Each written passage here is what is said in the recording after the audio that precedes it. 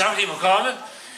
3 gange 5 minutter har jeg delt mit oplæg op i. De første 5 minutter vil jeg lige fortælle om Film Fyn.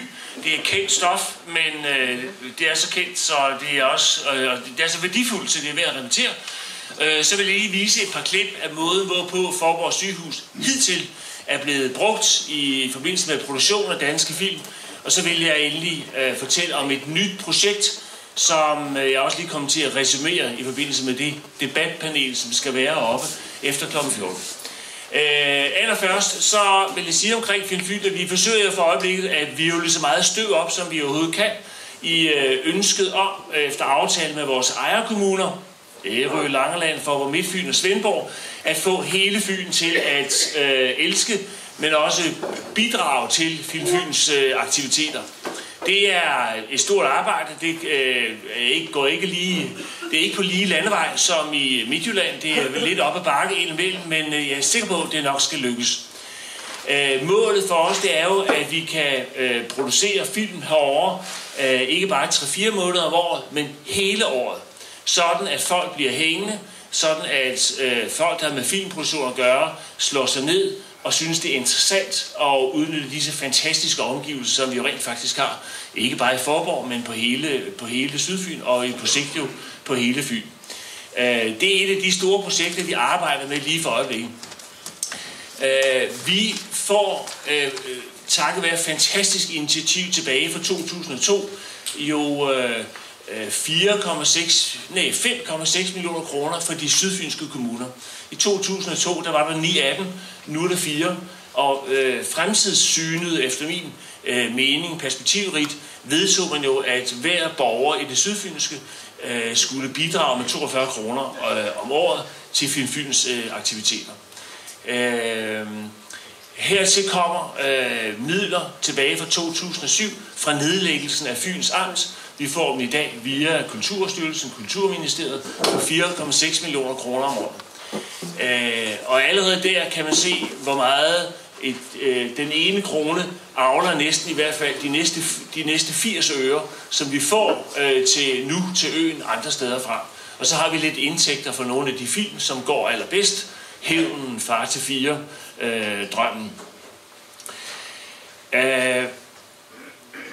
Det hele projektet går ud på, det er jo at overbevise os selv om, at der skal, og det er det Sydfyn har gjort, der skal investeres for at skabe liv og skabe vækst, for at skabe en stolthed, som vi jo blandt andet har kunnet se nede på Langeland, hvor kommunen jo meldte sig ud i 2011, nu er de med igen, og straks så begyndte borgerne på Langeland at samle penge ind. Jeg modtog 186.000 kroner på torvet i Rudkøbing, som borgerne havde samlet ind og sagde, værsgo Film Fyn, vi er glade for jer, I kan bare bruge pengene, som I vil.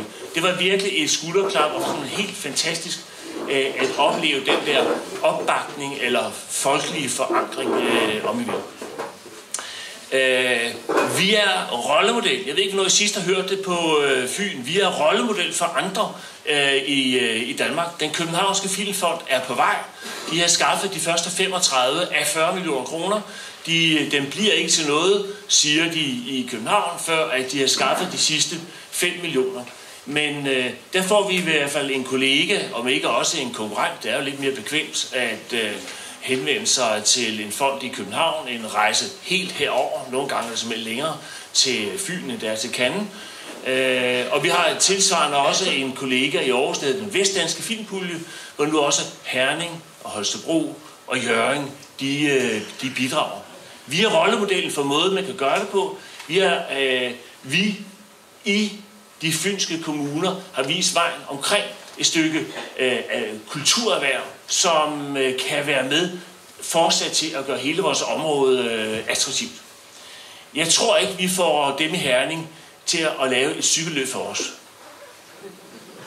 Men vi har noget andet, vi selv kan løfte. Og det er det, min opgave går ud på her på Film Fyn.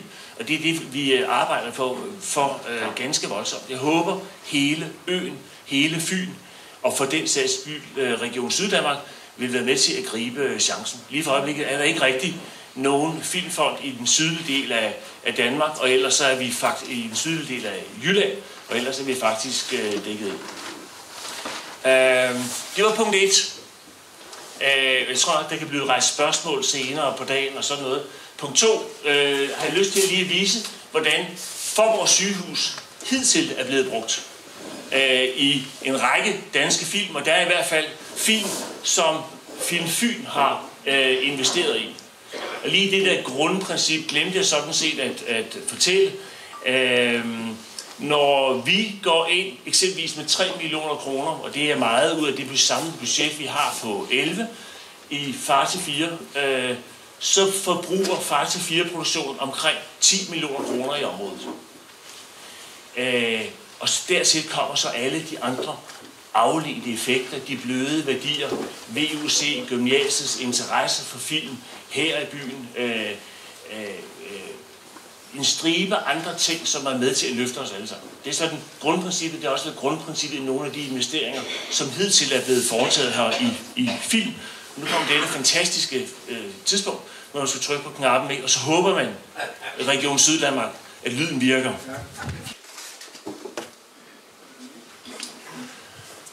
I kan nok huske nogle af filmen.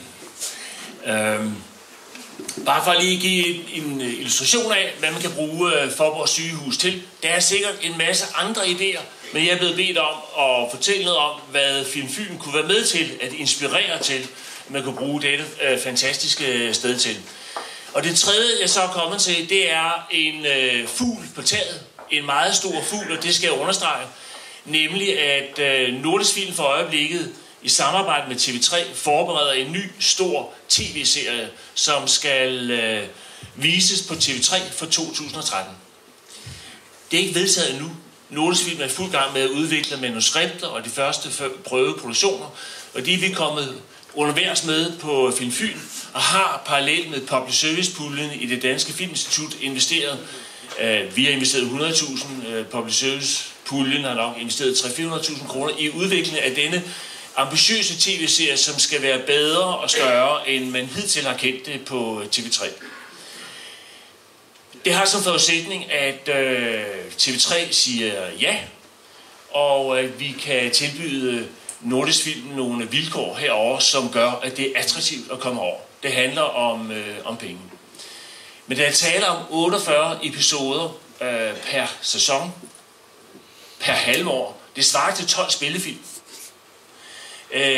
Og derfor i virkeligheden vildt stort. Arbejdstitlen for serien er Lægehuset. Det handler om 4 relativt unge læger, som vil lave deres egen privatklinik. Det er jo ikke lige det, vi har drømt om her for 3-4 år siden i Faaborg. Men de vil lave deres egen privatklinik, og de er rigtig dygtige til deres profession. De har bare nogle problemer i privatlivet. Og derfra bliver spillet så sat i gang. Det er en radiolog, en psykiater, en kirurg eller en kødlæge, som min søn siger. Og ikke en tandlæge, det er jo ikke så sexet, men en fjerde funktion. Og det skal denne tv-serie handle om.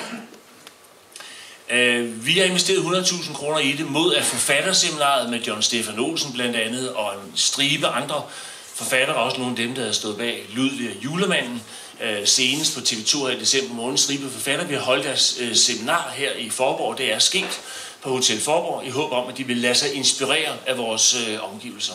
Producenten Lars Feilberg fra Nordisk Film har givet mig lov til at sige det, jeg siger i dag, at jeg testet ham igen, om det er en mulighed, og det siger han, det er, under forudsætning af, at Nordisk Film kan være så de kan overbevise TV3 om, at dette er vejen frem i fremtiden fra mandag til torsdag, hver eneste dag på et bestemt sendetidspunkt, som tænker tv-stationer for at få fat i seerne, og under forudsætning af, at vi kan lave en model, som kan være attraktiv for holdet. Når jeg siger, at det svarer til 12 spilfilm, så siger jeg reelt også, at de i starten med et produktionshold på 30-35 mand, udover skuespillere og hvad man kan forestille sig, i starten der kommer de nok i hovedet i rigt omfang med deres egne folk, og derefter så kan der komme nye folk ind. Jeg er sikker på, at Nordisk Film også vil se det som en slags kulturprojekt, og sige, det vil vi godt være med til at løfte. Det er ikke bare en film, som I ser klip af her. Det er en serie, som, hvis den får fat i en bestemt målgruppe, det er nok de 20-40 år, når det er TV3, så skal den køre år ud og år ind. Det er en fugl på taget, det er en stor fugl på taget, men den kan, hvis vi er dygtige, og TV3 siger ja til Nordisk Films oplæg, rent faktisk blive skudt ned. Det er sådan en meget konkret en, som kræver en masse andre forudsætninger af juridisk karakter, som vi ikke skal komme ind på her i dag. Kommunerne, vores Film Fyns 4 ejerkommuner, de kan jo decideret gå ind og investere i Film Fyn, og vi reinvesterer så penge i filmproduktion. Det kan en region ikke rigtigt, men Region Syddanmark kunne være med til at lave nogle modeller, hvor vi alligevel var i stand til at skyde en værdi ind i produktionen af det her. Det er stort set det nye, som vi kan sige, og som der kan være et stort perspektiv i. Jævnfør papirerne, kan se, det drejer sig ud over de 4 læger og hovedkaraktererne om, at der kommer omkring 100 skuespillere i aktion i løbet af et år. Der er 8 instruktører, der er 10 fotografer, der er 10 forfattere, lydfolk osv. osv. Det er et rigtig stort projekt.